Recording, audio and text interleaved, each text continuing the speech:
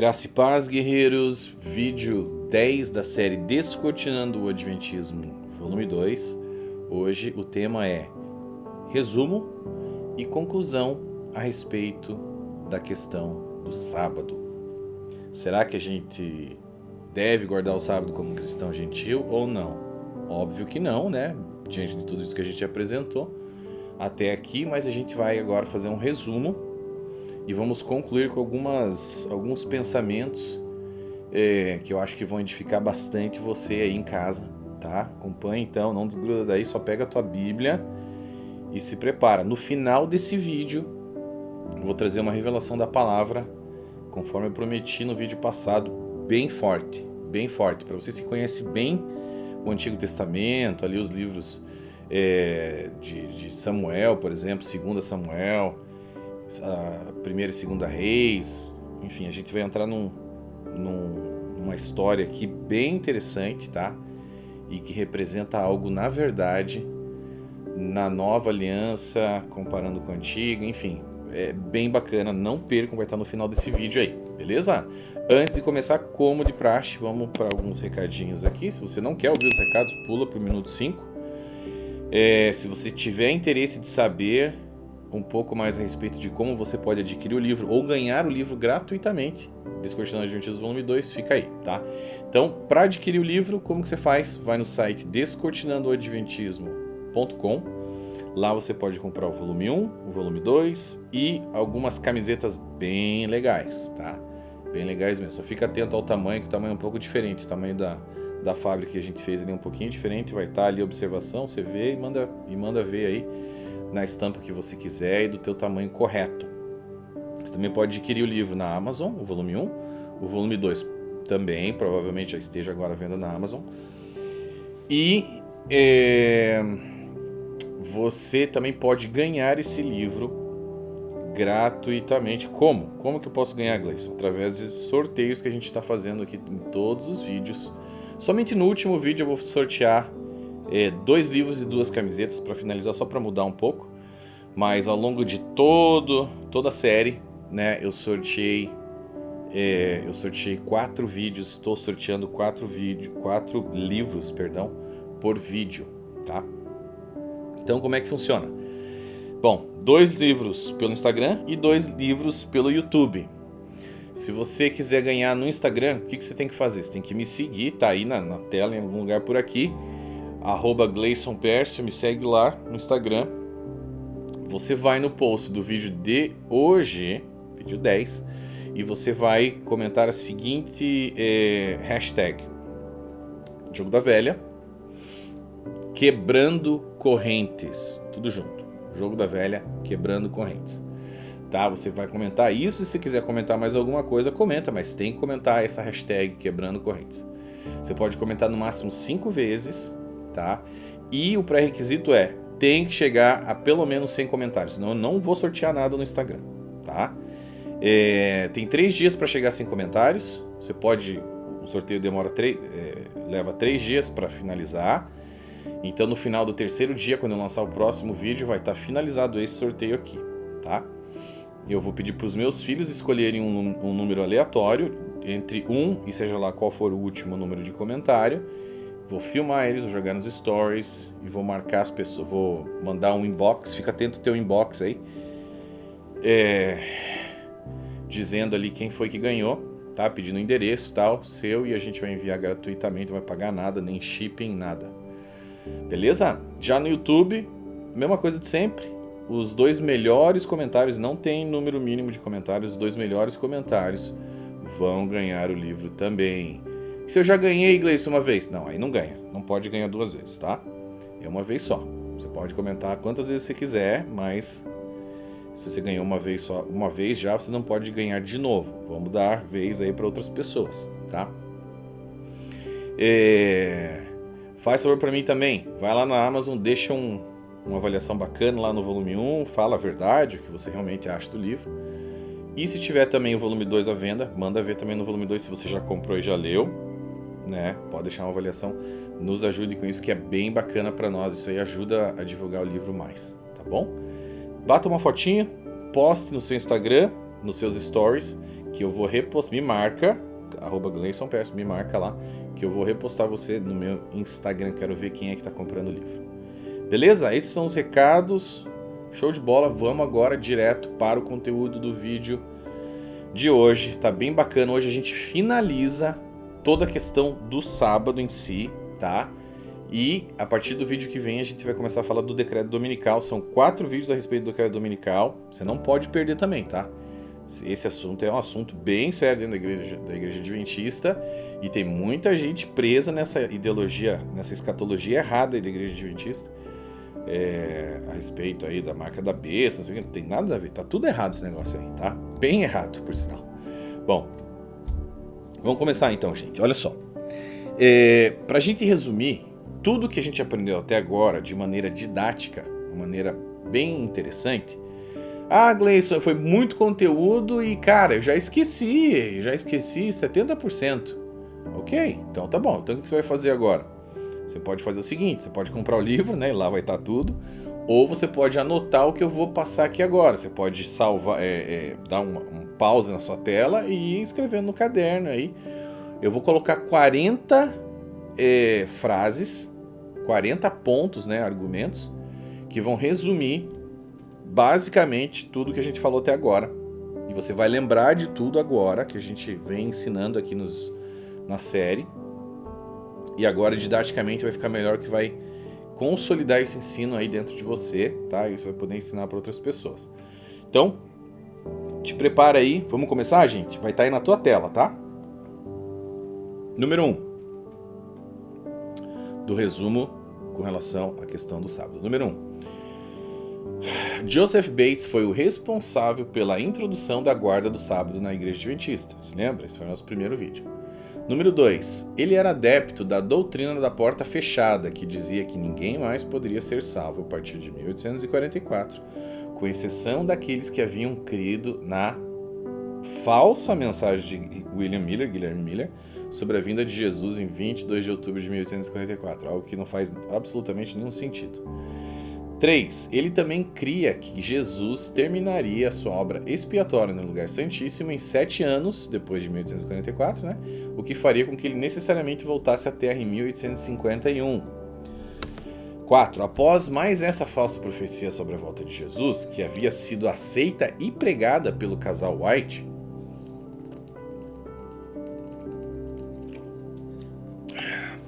Ellen e James White resolveram se afastar totalmente de Joseph Bates e se mudar para um local dos Estados Unidos onde poucos ou ninguém os conhecia. Apesar dos claros erros do originador da doutrina do sábado dentro da igreja adventista, Joseph Bates, o casal White manteve a ideia de que a guarda do sábado deveria ser observada pelos cristãos gentios e continuaram pregando a respeito dessa doutrina, ou seja, chutaram o cara para escanteio por causa das loucuras que ele falou ali a respeito da volta de Jesus, 1851 e outras loucuras, porta fechada, etc. Mas seguraram ali a questão do sábado, né, por vários motivos que a gente já falou. Número 6. O erudito adventista Dr. Samuel Bacchiocchi expôs vários erros históricos de Ellen White, elencados por ela em seu maior best-seller sobre o sábado, o livro O Grande Conflito, incluindo, entre outros grandes deslizes, que a data de 538 d.C. não funciona como período profético dos 1260 dias de Daniel 7:25, Apocalipse 11:3 e 12:6, e por não ter sido a data em que os Érulos, os Vândalos e os Ostrogodos sofreram sua derrocada e extinção. Além do que, o papado também não entrou em decadência após 1798, do contrário, acabou se fortalecendo ainda mais logo em seguida. Só um parênteses aqui, gente.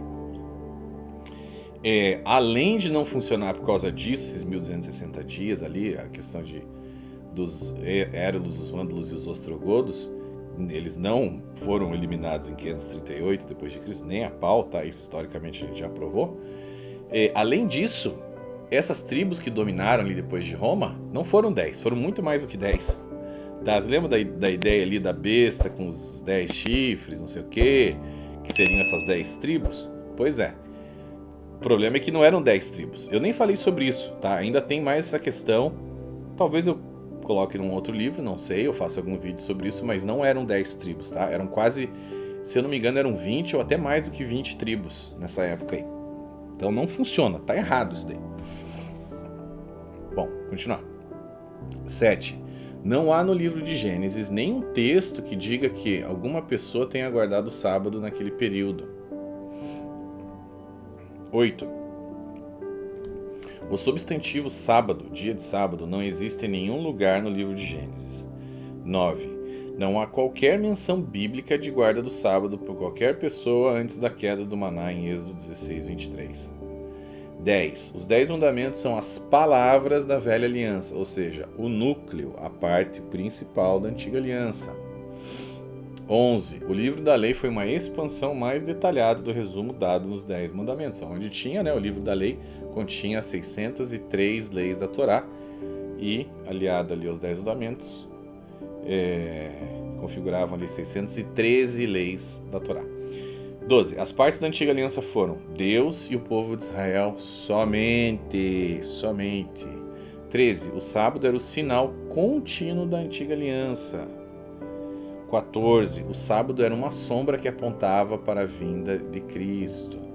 15. O sábado também servia como lembrança do sétimo dia da criação, como forma de descanso semanal para o povo de Israel, que se lembrava do descanso de um tempo em que tudo era perfeito e harmonioso entre Deus e o homem. 16. O sábado também servia como lembrança de que Deus havia libertado o povo de Israel do jugo da escravidão no Egito. 17. Os termos dados para o povo de Israel na antiga aliança não foram dados a Abraão. 18. O sábado, além de ser uma sombra de Cristo, também fazia parte das leis cerimoniais ou ritualísticas que apontavam para o maior dos sábados, o jubileu. 19. Todas as leis com relação ao sábado eram bem específicas e claras e deviam ser guardadas pelos israelitas, toda a sua família, animais estrangeiros que estivessem dentro de suas portas. 20. As penas para aqueles que quebrassem o sábado eram extremamente rígidas e incluíam morte ou desligamento total da comunidade de Israel. 21. A guarda do sábado só vinha com obrigação depois de realizada a circuncisão. Anota esse negócio aí. 22. O sábado está inexoravelmente ligado a todas as 613 leis da Torá. Não tem como desligar uma coisa da outra, tá? 23. O Novo Testamento inclui dentro de seu conceito da antiga aliança tanto os 10 mandamentos quanto o livro da lei, outras 603 leis da Torá. Não existe como desconectar uma coisa da outra. 24. A nova aliança é muito melhor que a antiga, pois segundo o livro de Hebreus, a velha aliança ela é obsoleta. 25. No período de transição entre uma aliança e outra, Jesus elevou o nível dos princípios morais que existiam na velha aliança e, ao mesmo tempo, diminuiu as sombras do antigo concerto que estavam prestes a desaparecer, junto com todas as suas regras, quando ele morresse na cruz e cumprisse tudo o que foi dito a respeito dele nas profecias. 26. Os princípios morais que se encontravam nas leis da antiga aliança, que haviam sido dadas somente a Israel, foram expandidos por Jesus em seu nível moral e agora também territorialmente para todas as nações da terra. 27. De acordo com as ações que Jesus tomou em relação ao sábado, ele o considerava como uma sombra e uma lei ritualística e não como uma lei moral. 28. Ao constantemente quebrantar o sábado, Jesus estava tirando o foco do legalismo da antiga aliança e colocando o foco nele mesmo, que era de fato o cumprimento de todas essas leis. 29. Não existe nenhum local no livro de Atos qualquer alusão a reuniões de cristãos sendo feitas nos dias de sábado. Todas as reuniões feitas nos dias de sábado relatadas naquele livro foram realizadas entre judeus em sinagogas nas quais Paulo apenas comparecia para debater com os judeus a respeito de Jesus. Esse argumento é ridículo, da Igreja Adventista. Tem vários que são ridículos, na verdade. Esse aqui é um deles. 30. A lei foi dada 430 anos depois de Abraão e encontrou seu fim em Cristo. 31. Os cristãos estão livres da letra da lei e vivem em novidade de espírito. 32. Cristãos que tentam se casar com Jesus, que representa a graça, e com Moisés, que representa a lei, ao mesmo tempo, estão cometendo um adultério espiritual. 33. Os dias de sábado de Colossenses 2,16 se referem claramente ao sábado semanal, pois é elencado após o sábado anual e mensal, sendo que todos eles eram apenas sombras que apontavam para Cristo. 34. Os dias, meses e anos de Gálatas 4:10 se referem também aos sábados, semanal, mensal e anual, que eram sombras de Cristo. 35. Romanos 14:5 da mesma forma se refere à guarda do sábado, contudo dentro de um contexto de uma carta que foi escrita para uma igreja mista. A igreja de Roma era uma igreja mista, feita por judeus cristãos e gentios. Por isso Paulo teve mais tato ao exortá-los quanto à guarda desse dia, até porque tal guarda era feita mais como um costume cultural nessa igreja do que como um ponto de salvação. 36. Nenhuma carta de Paulo admoesta qualquer igreja em favor da guarda do sábado e tampouco lista a quebra de guarda do sábado como pecado. Pelo contrário, ele repreende aqueles que estavam se deixando colocar novamente debaixo desse tipo de lei ali da antiga aliança. 37. O sábado não é o selo de Deus em nenhum lugar da Bíblia. O Novo Testamento diz que o selo de Deus no cristão é o Espírito Santo que vive em todo aquele que crê que Jesus é o seu Senhor e Salvador. 38. O Concílio de Jerusalém determinou, através de uma direção do Espírito Santo, que os únicos costumes judaicos que deveriam ser mantidos pelos gentios seriam a abstinência das coisas sacrificadas a ídolos, bem como do sangue, da carne de animais sufocados e da imoralidade sexual. Atos 15, 28 e 29. Encerrando qualquer discussão a respeito do tema, inclusive da possível necessidade da guarda do sábado semanal. 39. Na nova aliança, o direcionamento do Espírito Santo e os princípios morais da antiga aliança preenchem o lugar das leis da Torá, guiando agora o ser humano em suas atitudes, pensamentos e intenções do coração e ações diárias. 40. Para terminar, a justiça do novo concerto está muito acima da justiça da velha aliança, que era baseada no cumprimento de regras, enquanto a nova aliança se baseia na justificação pela fé somente.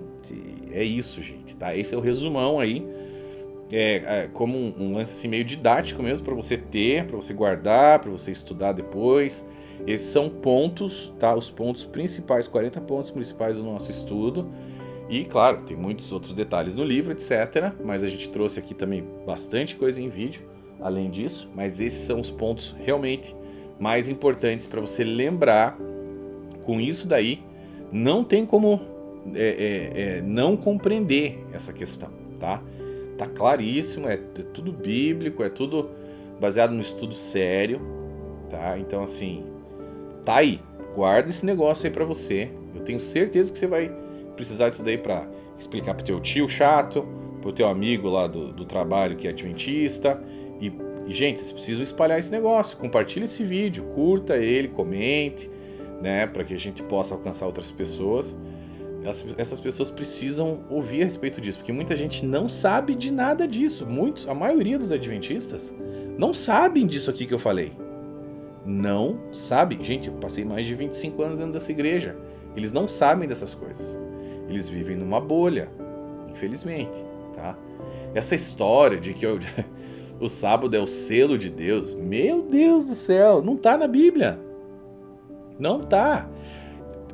Olha, a única maneira que eu vejo o sábado como um selo de Deus, presta atenção no que eu vou falar aqui, para não distorcer o que eu tô falando, mas a única maneira que eu vejo o sábado como um selo de qualquer coisa, tá, em cima do adventista, não é um selo de Deus, na verdade. É um selo, pode até ser um selo.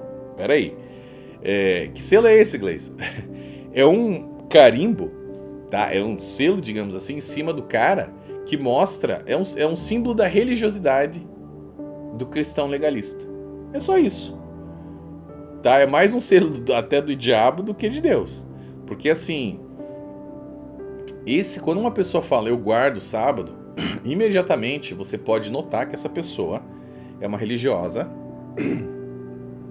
e que ela não tem relacionamento com Deus, cara. Ela não entendeu a Bíblia, tá? Ela tá ainda tá ainda nas regrinhas, tá ainda na religião, tá ainda em coisas criadas por homens, não entendeu o evangelho, não entendeu que tem que entrar no relacionamento com Deus, não entendeu nada disso. Então, assim, o único tipo de selo que eu posso concordar que exista a respeito do sábado é esse. Tá? É um selo da religiosidade de um cristão legalista. É isso. Tá? Infelizmente, tá, gente? Infelizmente, essa é uma grande verdade. Eu sei que tem muita gente que já entendeu, tem muita gente que sabe que não há necessidade de guardar o sábado, mas eles estão presos por eles têm medo. Tem muita gente que tem medo, porque foi Foi feita uma lavagem cerebral tão bem feita nessas pessoas, tá? Eles veem todas essas igrejas adventistas enormes, todo o sistema adventista, né? Essa máquina adventista, como instituição, como escolas, hospitais, ADRA, os desbravadores, o cara vê tudo isso e fala, não, isso aqui só pode ser de Deus. Gente, não é assim, tá? Se você for ver dessa forma, você tem que enxergar a Igreja Católica como uma igreja de Deus, que é a maior do mundo.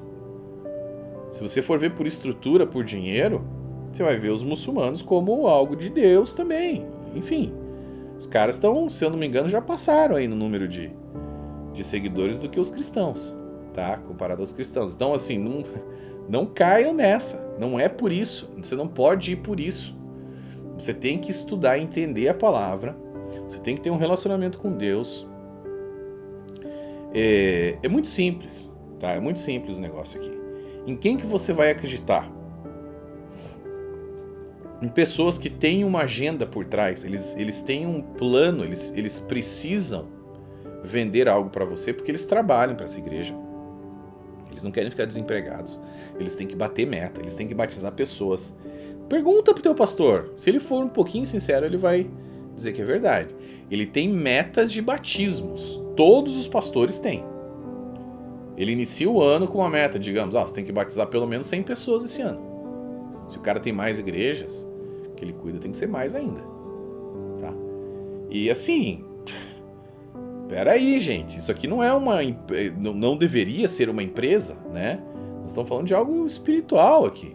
O cara sai batizando qualquer um assim, que nem louco, porque ele precisa bater a meta dele para ganhar um bônus. Pois, então, que é isso? Nem quando eu trabalhava em banco a coisa era tão pesada assim, a gente também tinha metas. Mas isso é loucura, tá? Então, assim, eles precisam te convencer. Eles precisam te convencer.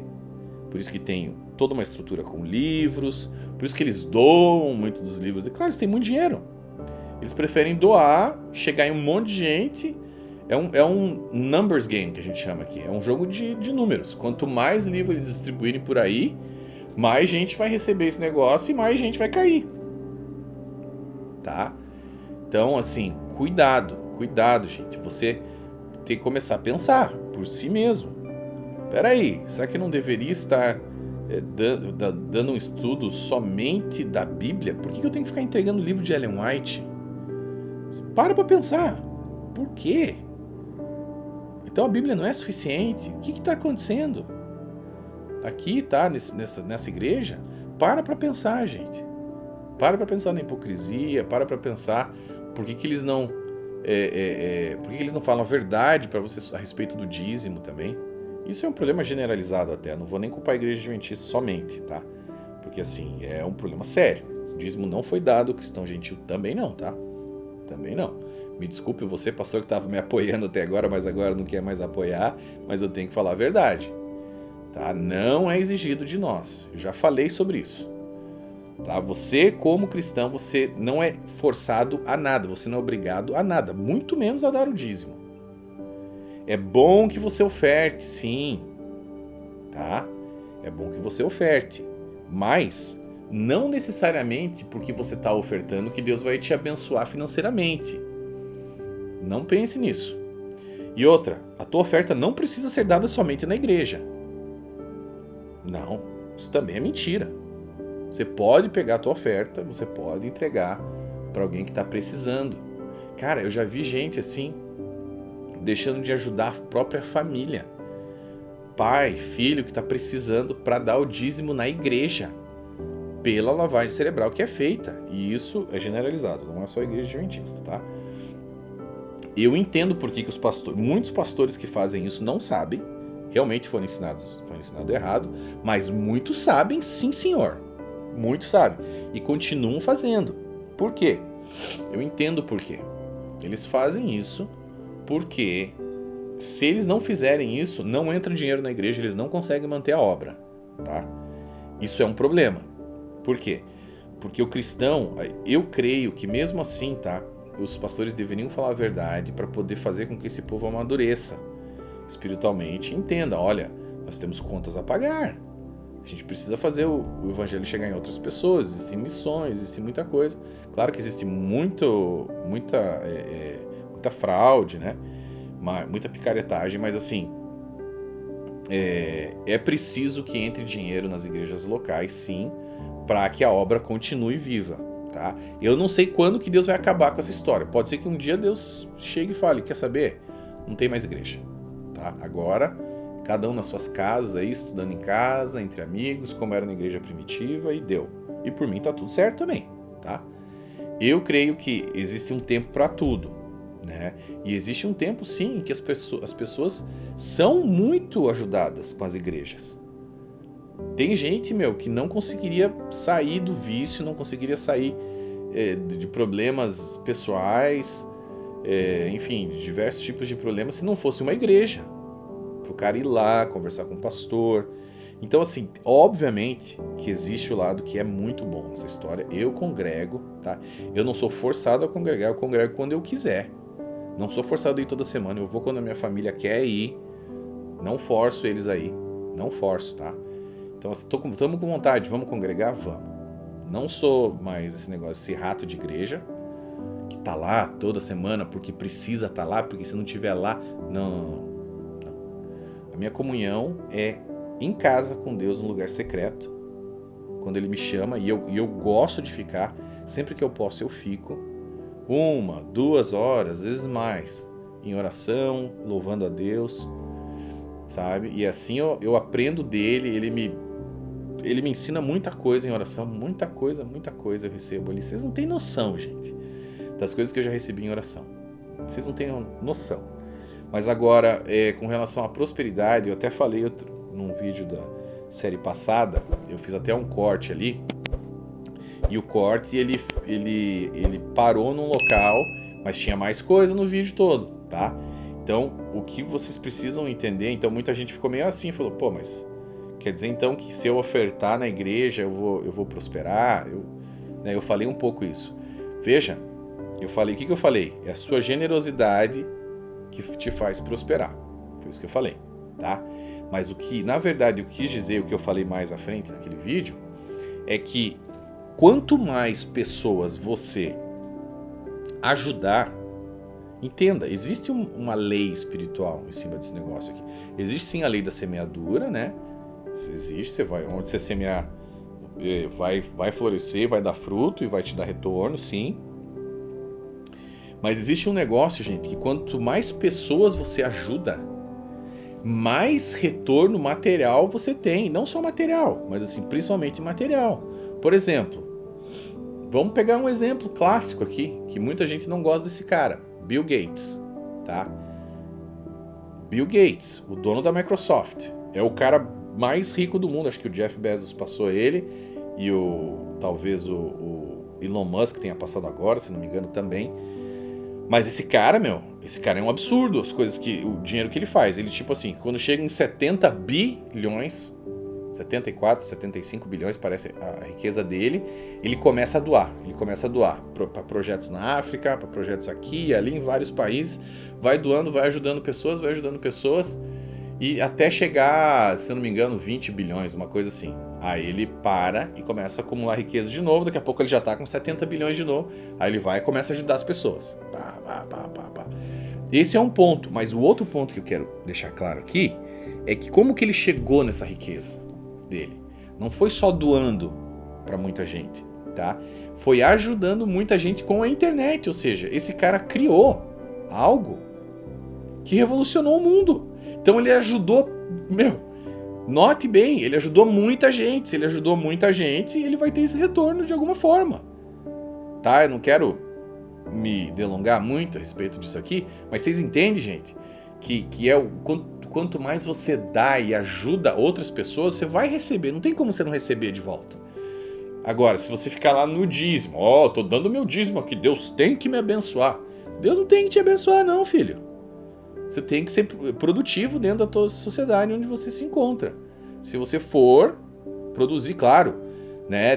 Deus tem aliança com muita gente, sim. Ele derrama o favor dele em cima de muita gente, tá? E portas se abrem. E não vai fazer mal para você ofertar na obra de Deus. É bom ofertar na obra de Deus. pega ali um ministério que você acredita, uma igreja que você acredita, oferta na obra de Deus.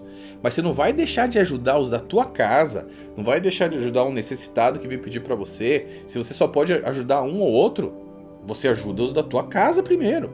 Você ajuda as pessoas que você conhece primeiro. E outra, para deixar bem claro esse assunto aqui, tá? Eu não queria falar sobre isso, mas o Espírito Santo me levou a falar sobre isso. Então vamos falar sobre isso. Porque faz parte do legalismo da velha aliança, então tá dentro do assunto aqui. Tem outra coisa aqui.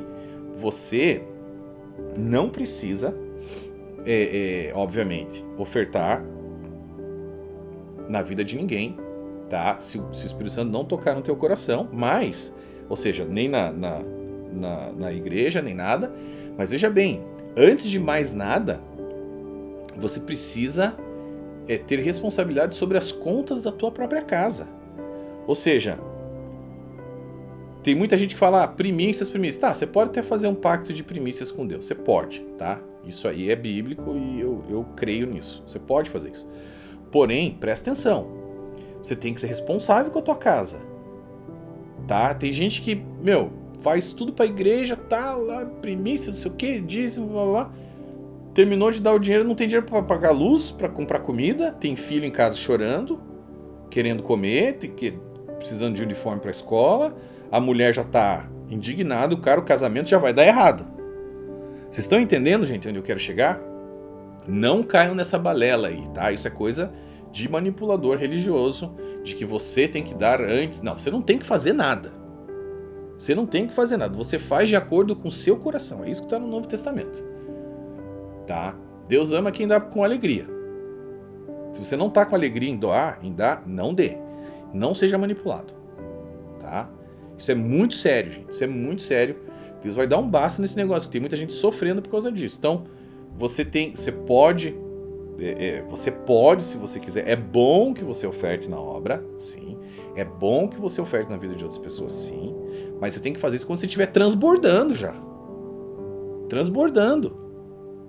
Tá? Existem casos que eu já vi de pessoas que estavam em dificuldade financeira, fizeram uma oferta de sacrifício e deu certo. Mas isso é algo rema. Isso é algo particular, único entre Deus e aquela pessoa. Então tenha certeza que Deus está falando com você, tá? Eu já vi Deus falar uns negócios pesados para algumas pessoas. Ó, você vai pegar esse dinheiro todo que você tem e você vai dar para esse cara aí que está precisando. E assim, no dia seguinte vem um milagre absurdo e o cara é abençoado e ganha 10 vezes mais do que Deus. Isso é possível que aconteça. Mas não é porque aconteceu com um ou outro que vai acontecer com você também. Pode ser como pode não ser. Então tenha certeza do quê? De ter um relacionamento com Deus para você ficar sensível à voz do Espírito Santo, gente. O Novo Testamento agora é todo baseado no bom senso, no relacionamento que você tem com Deus, tá? É isso que importa, sabe? Então, pra gente encerrar essa questão do sábado, vamos concluir aqui, tá? Basicamente é o seguinte: quando a gente lê as epístolas do Novo Testamento, gente, fica claro que as leis da antiga aliança não estão de nenhuma maneira, nenhuma forma ligada ao cristão que está debaixo da nova aliança. Ponto. Tá? O que o antigo concerto fez, ele serviu um propósito por um determinado período de tempo, tá? Mas agora, ou seja, ele era um aio, ele teve um propósito. O propósito era o quê? O povo era continuamente mau, eles não tinham noção. As transgressões eram muitas, então teve que vir uma lei, tá? Até porque eles não quiseram, se lembra? Não quiseram ter um relacionamento com Deus ali no Monte Sinai e falaram: não, Moisés, fala tu conosco, não fale Deus, senão nós morreremos. Ok, então eu vou lá e falo. Foi lá, falou, 613 leizinhas aqui para vocês seguirem. Vocês aceitam? Aceitamos. Vamos fazer tudo conforme o Senhor nos ordenou. Ok, então essa é a aliança, tá? Foi isso que aconteceu ali. Então mas ela serviu por um determinado período de tempo. 430 anos depois de Abraão, Moisés trouxe a lei. E ela serviu até Cristo. É isso, gente, tá? Mas assim, hoje a gente está dentro de uma aliança muito melhor que a nova aliança. Porém, nós temos que manter, sim, agora dentro da lei do amor de Cristo, né, os princípios morais que a antiga aliança tinha. E e eles estão agora elevados, como a gente já falou diversas vezes. E eles são administrados agora de maneira completamente diferente do que era feito na antiga aliança. O que Deus quer agora? Ele se importa com o conteúdo, não com a forma. Ele se importa com o relacionamento, não com as regrinhas, né? E além disso também, obviamente, os sinais todos mudaram. Na nova aliança agora os sinais são outros. Então agora a atenção não está em cima de símbolos, de sombras, como era antes, né? Mas sim na realidade que chegou, a realidade que é Jesus. Ele já veio, preencheu essas sombras aí. Então não existe mais aquelas longas listas de regrinhas de não podes, né? Porque agora o Espírito Santo ele guia o cristão, né? É o bom senso, é a consciência do cristão. O Espírito Santo está ali buzinando ali no ouvido do cara, não faça assim, não faça assim. Por quê? Porque ele tem um relacionamento íntimo, deveria ter pelo menos um relacionamento íntimo agora com essa pessoa, tá? Então, os termos da aliança mudaram agora para princípios morais, né? E não são mais destinados somente ao povo de Israel, mas a todas as nações da terra, tá? Então, assim, o que acontece? O Novo Testamento ele ensina que a gente não pode adicionar nada ao trabalho que já foi realizado por Cristo na cruz para nossa salvação, gente. Essa, na verdade, é a beleza do Evangelho. A gente não tem o que fazer para se salvar. É aceitar o que Cristo fez por nós, tá? Então, se você busca adicionar algo à obra já realizada por Cristo na cruz, através de observância de preceitos, principalmente da antiga aliança, então não só você está desprezando o sacrifício de Cristo, como você também corre sérios riscos de decair da graça de Deus, é o que diz ali Gálatas 5:4, né? E você vai cair em maldição também por estar pregando um evangelho que é um evangelho diferente, anátema, tá? Então Gálatas 1:8 e 9 fala sobre isso. E todo aquele que se coloca debaixo de uma lei, nesse caso o sábado, né, da antiga aliança, ele se coloca debaixo de todas as outras 613 leis da Torá e deve segui-las à risca. Tá? Isso está em Gálatas 5:3, Tiago 2:10, sob pena de perdição eterna. Tá? Então a gente está concluindo todo o assunto aqui. Mas a verdade, tem muita gente que fala assim, mas tá bom, Gleice, então me comprove. Sempre tem um adventista que fala isso. Me prove na Bíblia que o sábado foi alterado para o domingo. O sábado não foi alterado para o domingo. Aí que tá o problema. Isso aí é uma outra loucura. Tem realmente evangelhos que falam, não, o sábado foi alterado para o domingo. Não, doutrinariamente não. Doutrinariamente não existe nenhum dia de obrigação de você adorar a Deus mais ou ir na igreja. Não existe nenhum dia. Essa história acabou. Tá? Então, o que existe é que o que a gente pode notar, existe sim evidências, né, de que o povo ali da igreja primitiva, eles davam uma certa relevância para o primeiro dia da semana, ali para o domingo, né? Provavelmente pelo fato de que Jesus ressuscitou nesse dia. Mas isso não é suficiente para a gente afirmar que houve uma mudança de guarda de dia, de sábado para domingo. Não, tá? Vamos ser justos aqui. Não houve isso, tá? O que houve foi uma mudança histórica e cultural, mas não doutrinária. Ou seja, os cristãos da igreja primitiva, a maioria deles, pelo menos, eles passaram a se reunir e a congregar no primeiro dia da semana, em memória à ressurreição de Jesus, né? E propositalmente, não mais no sábado, porque eles não queriam confundir ali a adoração deles, a congregação, etc., com o Shabá, com as regras do Shabá judaico. Então eles, peraí, não vamos se meter nesse dia aqui, vamos se reunir no domingo, tá? Que é melhor, Cristo ressuscitou no domingo, tal. E isso aqui também representa uma nova aliança, a gente já não está mais na velha aliança, não vamos confundir as pessoas. Então vamos mudar o dia. Foi algo cultural, gente. Foi algo cultural, sabe? Da mesma maneira que foi algo cultural, também a própria adoração e o ensino nas sinagogas judaicas no sábado, tá? Isso não começou lá com Moisés. Isso começou, essa ideia de ir né, ao templo nos sábados para aprender sobre as escrituras, não sei o quê. Isso só começou depois, lá de Nabucodonosor, da construção do segundo templo, com as sinagogas que tinham em volta, que as pessoas, né, queriam ir para locais, não queriam viajar tanto para ir no templo, então começaram a ser construídas sinagogas em volta ali, nas cidades vizinhas, para ficar mais fácil das pessoas irem cultuarem a Deus, tal. E tá, então começou culturalmente nesse período aí. E também houve essa mudança, portanto, cultural, histórico-cultural, quando Cristo morreu e ressuscitou. E aí eles utilizaram ali o dia de domingo, tá? Mas eles evitaram que esse dia fosse o sábado, porque eles não queriam que os cristãos judaizantes da época, que eram os adventistas da época, colocassem esses cristãos novamente debaixo do jugo da antiga aliança, que era o que eles queriam fazer. Então Paulo repetidamente ele exortou as igrejas dele, a igreja de Gálatas, Colossos, a igreja ali de Roma, contra esse tipo de cristão judaizante que tentava influenciar eles de uma maneira completamente negativa, uma influência maldita que eles tinham ali, tá? Então assim, na verdade essa ideia de guarda de dias não existe mais na Nova Aliança. Esquece isso, não tem mais guarda de dias, tá? Então ninguém guarda o domingo. Ninguém, quer dizer, deve ter um ou outro doido que tenta guardar o domingo. Não tô falando, quando você fala ninguém, ó lá, mas eu conheço um cara. Tem que falar, né, pra todo mundo, porque senão tem sempre o bobão que leva ao pé da letra.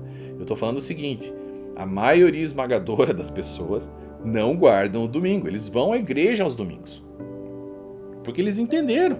Ou muitos também não entenderam por quê, mas fazem corretamente mesmo sem saber o porquê. Eles vão na igreja no domingo, congregam, recebem a palavra, vão embora para casa e continua a vida, tá? O ideal, porém, é o quê? É você ter um relacionamento todos os dias, né? Ou o máximo de dias possível durante a semana, na tua casa, em oração, e daí no domingo simplesmente se reunir com os amigos, com os irmãos de fé. É isso, tá?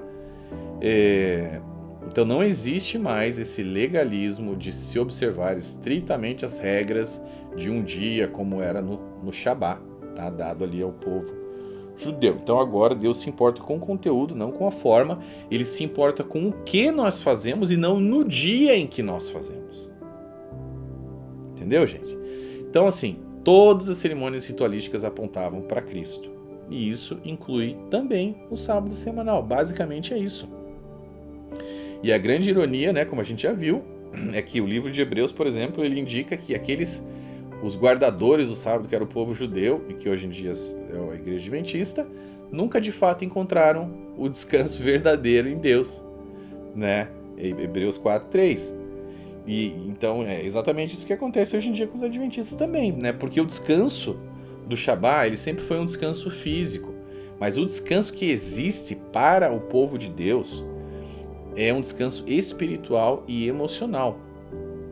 E nesse descanso só entra quem é filho. Servo não entra nesse descanso. Não conhece esse local de descanso, tá?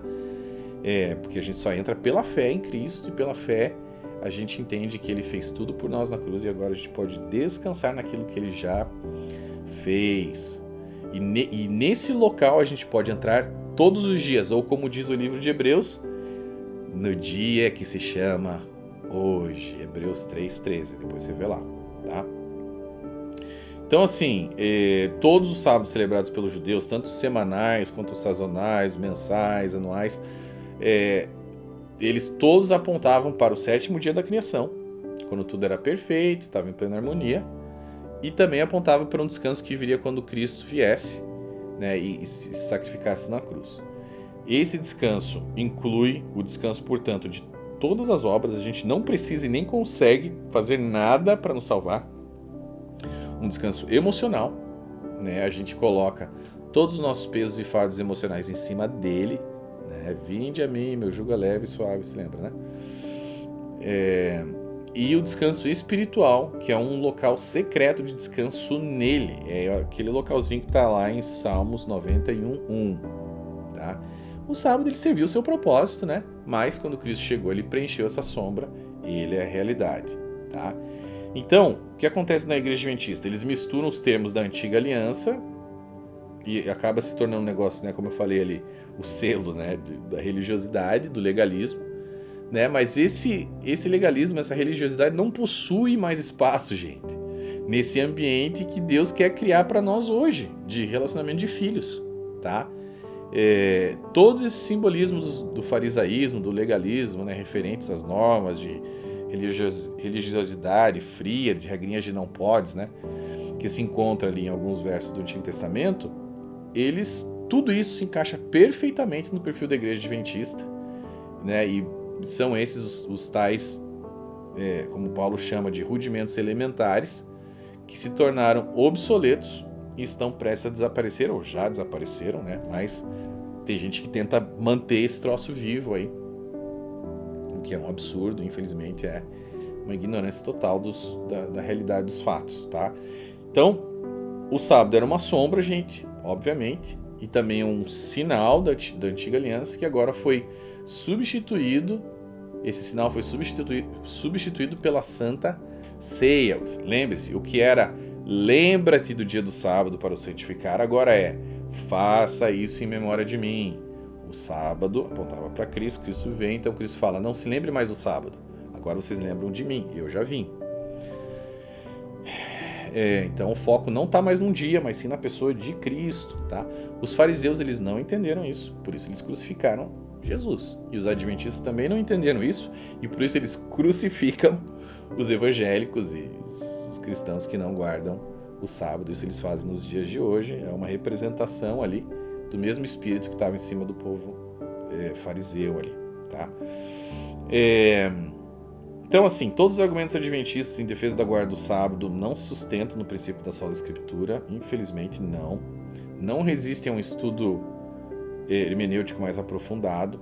Eles simplesmente utilizam textos aleatórios ali, sem profundidade exegética nenhuma, para convencer os seus membros, manipulá-los religiosamente, etc. e tal. Mas essas justificativas deles são muito fracas, muito débeis, né? E, enfim, não tem como você acreditar nesse negócio aí, tá completamente errado, tá? Por quê, gente? Porque os argumentos do povo adventista não levam em consideração os seguintes pontos que eu vou jogar aí na tua tela. Olha lá. Primeiro ponto.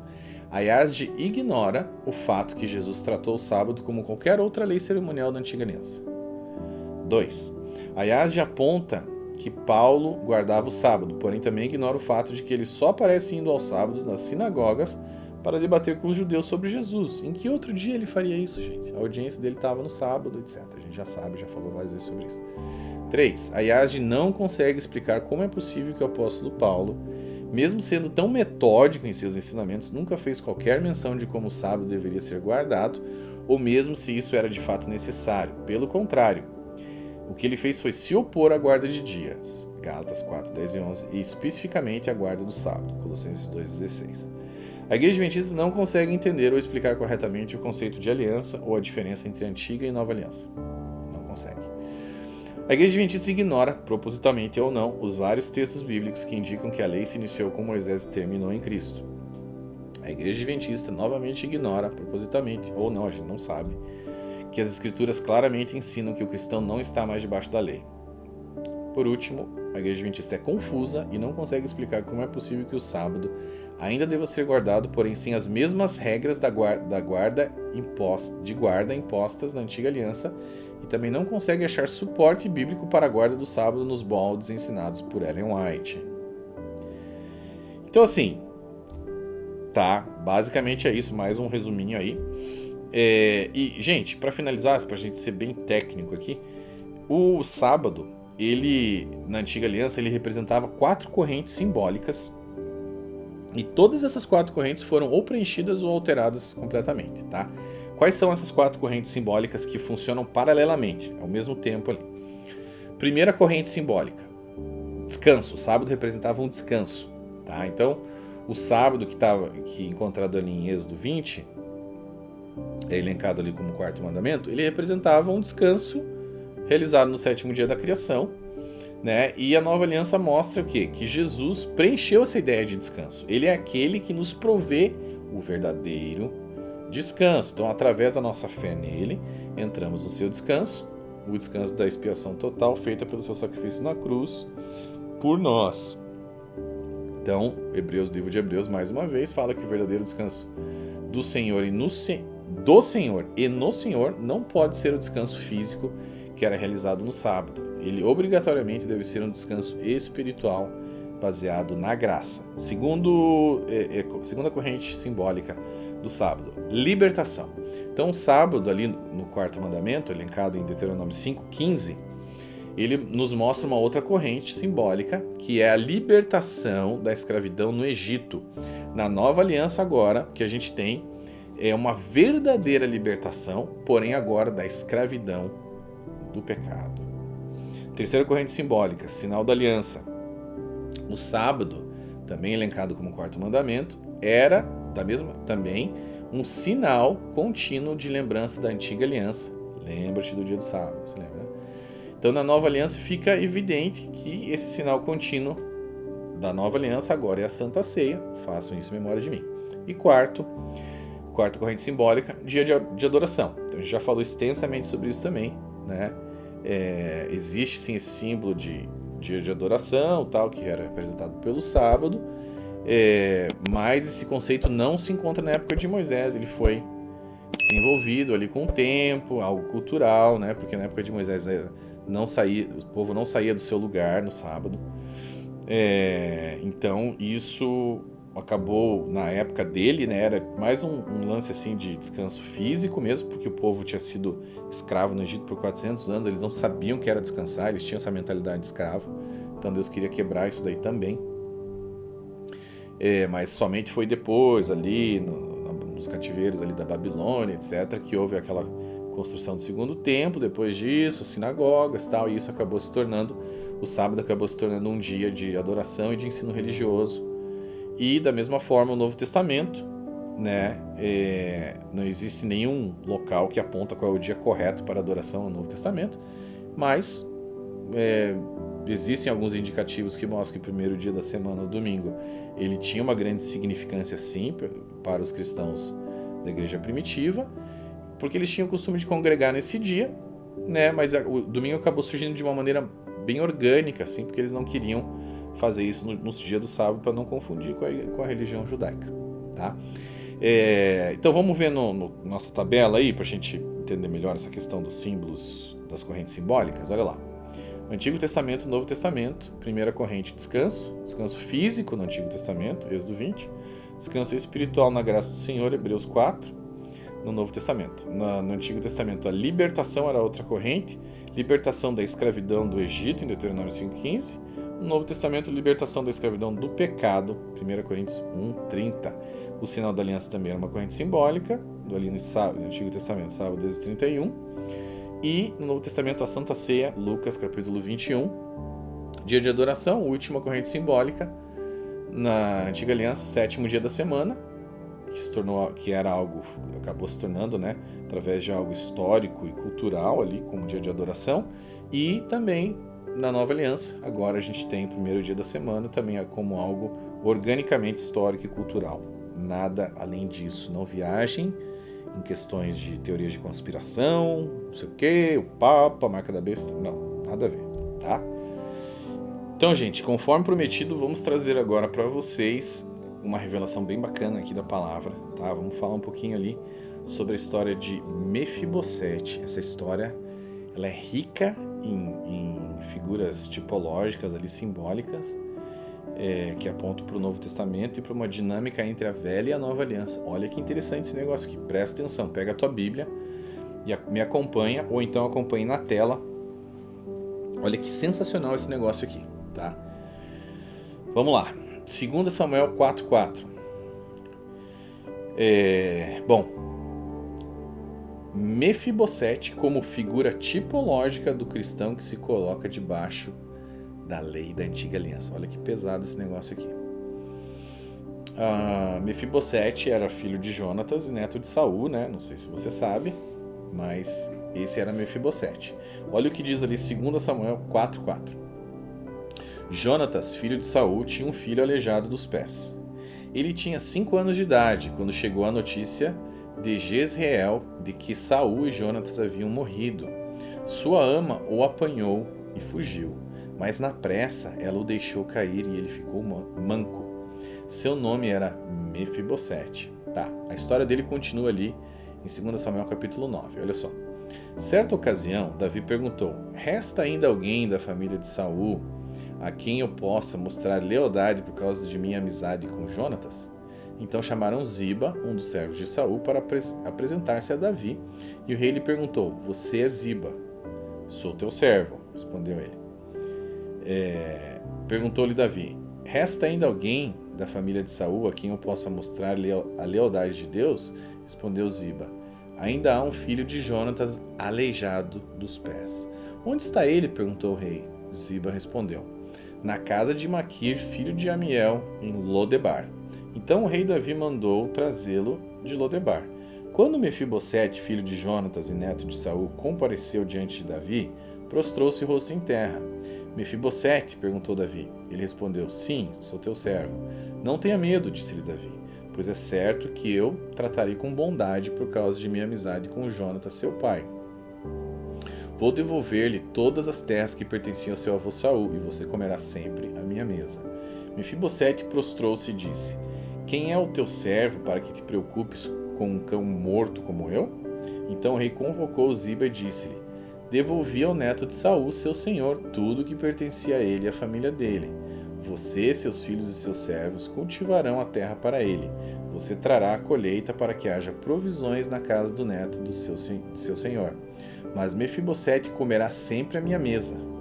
Ziba tinha 15 filhos e 20 servos. Então Ziba disse ao rei: o teu servo fará tudo o que o rei meu senhor ordenou. Assim Mefibosete passou a comer à mesa de Davi como se fosse um de seus filhos. Mefibosete tinha um filho ainda jovem chamado Mica, e todos os que moravam na casa de Ziba tornaram-se servos de Mefibosete. Então Mefibosete foi morar em Jerusalém, pois passou a comer sempre à mesa do rei e era aleijado dos pés. 2 Samuel 1-13. Bom, gente, olha que interessante agora. Vamos aqui a história de Mefibosete. Agora vamos decodificar essa história e entender o símbolo, porque assim, a Bíblia, eu tenho uma teoria assim, pessoal, mas enfim, vou compartilhar um pedacinho dela aqui com vocês. Eu creio que a Bíblia, ela possui, vamos dizer assim, 7 camadas de entendimento e de revelação.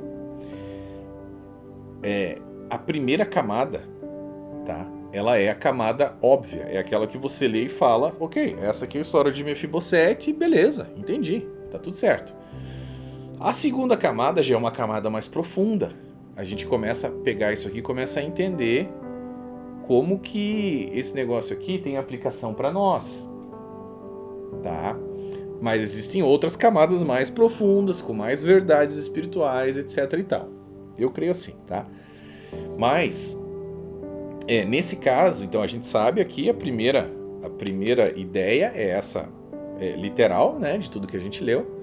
Porém, existe mais coisa dentro dessa história que pouca gente percebe, tá? Mas existe um simbolismo muito forte aqui. A gente vai entrar nisso aqui agora, vai explicar isso aqui para vocês. Bom, nessa história, Davi, olha só, Davi ele é um tipo de Deus Pai nessa história. Jonatas é uma figura de Cristo, tá? A ama que derrubou Mefibosete, se lembra que saiu correndo? Ela é uma figura da antiga aliança, e Mefibosete é uma figura tipológica do cristão que se coloca debaixo das leis da antiga aliança para tentar se salvar, como a questão do sábado, por exemplo. A história conta então, né? Vocês sabem que a ama de Mefibosete, quando ficou sabendo que Saul e Jonatas haviam morrido, ela fugiu correndo, carregando Mefibosete, porque ela tinha medo que Davi fosse matar ela, porque esse era um costume da época. Os reis, quando um rei morria e o outro assumia, geralmente o que acontecia era o novo rei ele vinha e acabava com a família toda daquele antigo rei, tá? Então ela saiu correndo com medo, derrubou Mefibosete e acabou fazendo com que ele ficasse aleijado. Se lembra ali, ó? Sua ama o apanhou e fugiu, mas na pressa ela o deixou cair e ele ficou manco, né? Então assim, isso dentro dessa figura simbólica, gente, isso nos mostra o quê? Que todo cristão que se coloca debaixo da lei como forma para tentar se justificar diante de Deus, ele se torna um aleijado. E constantemente ele foge de Deus, tá? Porque ele sabe que ele nunca vai ser bom o suficiente para guardar toda a lei. Ele é manco. Por que ele é manco? Porque a lei está sempre quebrando as pernas dele ali. Sempre fala, ó, você não consegue me guardar, você não consegue. Quebra as pernas do cara. Porque na verdade ela também nunca vai ter poder para salvar essa pessoa de maneira definitiva. Aquilo ali era um aio, né? Então, esse cristão, dessa forma aí, ele vive uma vida de constante fuga, medo de Deus. Por isso ele nunca consegue entrar num relacionamento mais íntimo com Deus. Porque ele tem vergonha. Aquela história do cara que peca e daí tem vergonha de Deus. Quer ficar...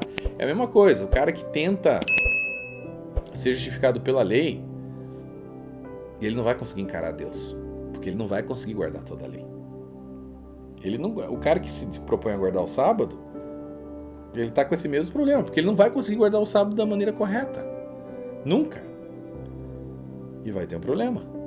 Vai ter um problema porque agora ele tem que se esconder de Deus. Bom, a história ainda diz o quê? Que Mefibosete, ele fugiu para uma cidade chamada Lodebar. Olha lá, mandou trazê-lo de Lodebar. Gente, essa cidade, se você estudar a respeito dessa cidade, ela é historicamente conhecida por sua grande sequidão e miséria que existia ali naquela região. E também o fato de que todos os moradores dessa cidade eram mendigos e doentes. É nesse local, entenda que isso é uma representação também do local, do ambiente em que vive um cristão legalista. Tá? Ele vive numa sequidão. Por quê? Porque ele não conheceu o verdadeiro evangelho da graça de Jesus. Ele está tomando água salgada, ele está vivendo numa sequidão. A vida dessa pessoa é de uma constante miséria e sequidão, tá? Porque a água não flui sobre ele e nem de dentro dele, não. Ele está ali na seca. Porque ele não possui um verdadeiro relacionamento com Deus, tá? Olha lá, olha o que Mefibosete disse. Mefibosete prostrou-se e disse: Quem é o teu servo para que te preocupes com um cão morto como eu? Você está entendendo? O cristão legalista que está tentando se colocar debaixo das regrinhas da antiga aliança para poder se salvar, ele é um escravo, ele não é um filho. Quem sou eu? Sou apenas um servo, um cão morto. Tipo assim, o cara não se enxerga como filho de Deus. Por quê? Porque ele coloca o legalismo e as suas próprias obras como forma de justificação diante de Deus. Isso aí acaba colocando o quê? Uma barreira intransponível entre ele e Deus, tá? E essas pessoas não conseguem ter um relacionamento com Deus por causa disso. Por quê? Porque ele está oferecendo apenas obras da lei e não é isso que ele quer. Ele quer ter um relacionamento com a gente. Então, por mais que essas pessoas tentem se esforçar para agradar a Deus através de obras, isso nunca será suficiente, nunca, tá? Não só não é suficiente, como faz com que a gente decaia da graça de Deus. Somente, gente, o sacrifício na cruz, a expiação total que ele fez por nós, é suficiente para nos colocar numa verdadeira posição de descanso, sabendo que agora nós somos salvos pelo que ele fez por nós e não temos mais a condenação da morte eterna pelo pecado. A gente também vê que Davi, né, nessa história, que é uma figura de Deus Pai, o que ele faz? Ele chama Mefibosete para sentar à mesa com ele, pelo amor da aliança que ele tinha feito com Jonatas. Entenda, é exatamente isso que acontece na nova aliança. Deus Pai, por amor à aliança que ele fez com Deus Filho, que é Jesus, ele nos chama para sentar à mesa com ele, que é a mesa que representa a graça, tá? Olha, lembra o que Davi falou ali, ó? Não tenha medo, disse-lhe Davi, pois é certo que eu tratarei com bondade por causa da minha amizade com Jonatas, e você comerá sempre à minha mesa. É uma representação de Deus Pai e Deus Filho, a aliança que eles têm, e por isso a gente entra debaixo, né, da parte ali de Cristo, que pode agora se sentar à mesa com o Pai. Então o Pai, ele nos ama. Agora, por causa da aliança que ele fez com Jesus, ele nos ama e ele nos recebe na mesa dele como filhos agora. Porque a gente está debaixo dessa nova aliança agora, né, que foi feita entre Deus Pai e Deus Filho. E a gente entra como agregados de Cristo ali. Então, é importante que para que isso ocorra com o adventista, ele precisa parar de fugir, gente. Ele precisa parar de fugir da presença de Deus. E ele tem que entrar num relacionamento com Deus. Nesse caso, Mefibosete tem que entrar num relacionamento com Davi, né? E ele tem que aceitar a graça que Davi estava dando para ele, da mesma forma que a gente tem que aceitar a graça de Cristo, que foi o presente que ele deu. Então, quando o cristão legalista finalmente ele aceita essa graça e ele entra nesse relacionamento com Deus Pai, ele passa a morar, assim como Mefibosete passou a morar em Jerusalém, o cristão legalista agora sai da sequidão da cidade de Lodebar e passa a morar agora em Jerusalém também, que é o que? O reino de Deus. Ele saiu da miséria do legalismo e agora ele entrou no reino de Deus, que é representado nessa história por Jerusalém. E ele passa a comer na mesa. Olha que coisa linda! Passa a comer na mesa do Pai todos os dias, de uma forma íntima. Então, essa mesa, olha que interessante. Essa mesa que representa a graça, ela faz com que todos que estão sentados à mesa sejam iguais perante Deus agora. E Deus olha para eles como se fossem realmente filhos. Não importa agora se o cara era judeu e entrou na nova aliança, não importa se o cara era pagão, entrou na nova aliança, não importa se o cara era adventista, entrou na nova aliança, era maçom, se era satanista, se era o que for. Ele aceitou a justificação pela fé em Cristo, ele recebeu a graça, ele sentou na mesa com o Pai, agora ele é filho. E olha que interessante, quem senta na mesa com o Pai, quando você senta numa mesa com uma pessoa, você olha para ela, cara a cara, e você não vê mais as pernas dela. Ou seja, você não vê mais que se essa pessoa tem ou não pés aleijados. Não, agora todo mundo ficou igual. Não tem mais essa, você não está mais aleijado. Você não está mais com esse problema da lei, agora você está na graça. Claro, essa mesa também, ela representa a ceia que nós teremos das bodas do Cordeiro, que a gente vai ter na Nova Jerusalém, né?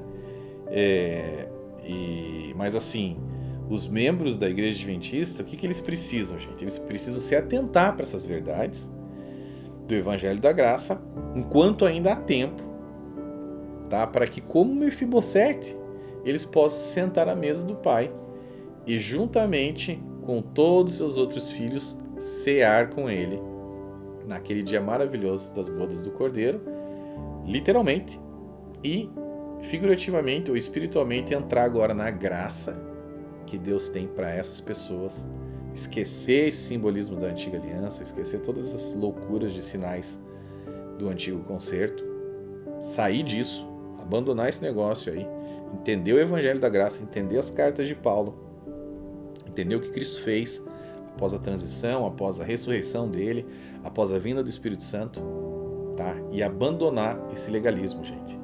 Tudo que vai fazer você se prender a um sinal da antiga aliança, como o sábado, é te manter debaixo de um jugo legalista, que vai te causar problemas seríssimos, tá? De verdade. Bom, então, finalizando, ó lá, concluindo, com relação ao sábado, em Cristo se encontra o nosso verdadeiro descanso, não mais físico, mas agora emocional e espiritual, Mateus 11, 28 e 29. 2. Em Cristo está a nossa verdadeira libertação dos pecados e não mais uma lembrança da libertação da terra do Egito, 1 Coríntios 1:30. 3. Através da Santa Ceia, nos lembramos do sacrifício que ele fez por nós e não mais de um mero dia de guarda. Lucas 22, 19 e 20. 4. Jesus, além do próprio Espírito Santo, é o verdadeiro selo do Deus vivo. Efésios 1:13, 14 e João 6, 27. E 5. Jesus é o nosso foco de adoração, não importando mais em que dia isso ocorra. Gálatas 4, 10 e 11. Romanos 14, 5, Colossenses 2, 16. Para finalizar, eu deixo vocês aqui com Salmos 91, né? E com a ideia de que o nosso descanso está em Cristo, em Deus, e só quem entra no relacionamento íntimo com Ele encontra esse descanso. Olha lá. Aquele que habita no esconderijo do Altíssimo, à sombra do Onipotente, descansará. Isso aqui é lindo demais. E nos traz uma verdade muito, muito, muito forte e presente, que é em relação a essa questão do descanso que existe num local secreto em Deus. Tá bom, gente? Então, é isso sobre o sábado. Foi um pouco longo, nós tivemos 10 vídeos, mas foram todos necessários para você entender. Eu tentei resumir ao máximo aqui, mas tem muito conteúdo, vocês precisam saber dessas coisas para vocês serem libertos. Tem muita gente que já foi liberto que está assistindo esses vídeos e que agora está vendo, poxa, quem dera soubesse disso antes, né? Quem dera soubesse disso há 10 anos atrás, há 5 anos atrás. Bom, agora você sabe. E manda esses vídeos para as pessoas que você conhece que ainda estão lá dentro, gente. Tem muita gente lá dentro presa, é triste, tá? Mas eles serão libertos em nome de Jesus. Não desistam dos teus amigos, do pessoal da tua família. Eles não sabem a verdade, eles não sabem aonde eles estão. Eles não sabem verdadeiramente o local que eles estão.